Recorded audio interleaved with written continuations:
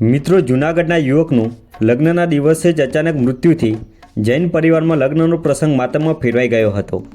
મિત્રો, જૂનાગઢમાં અજયભાઈ રતિલાલ સુરતી રહે છે અને તેઓ જૈન સંઘની બાંધકામ કમિટીમાં સભ્ય હોઈ જ્ઞાતિની સેવામાં કાર્યરત રહેતા હતા. તેમના 26 વર્ષીય પુત્ર હર્ષિદને અમદાવાદ નોકરી મળતા તે 8 મહિનાથી અમદાવાદ આવ્યો હતો.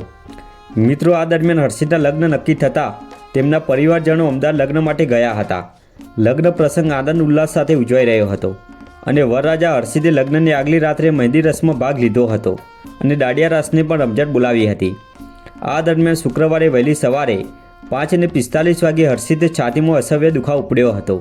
તેની જાણ થતાં પરિવારજનોએ તાત્કાલિક તેને સારવાર માટે દવાખાને લઈ ગયા હતા, પરંતુ હોસ્પિટલે પહોંચી તે પહેલાં રસ્તામાં એટેકને કારણે હર્ષિદનું પ્રાણ પંખેર ઉડી ગયું હતું.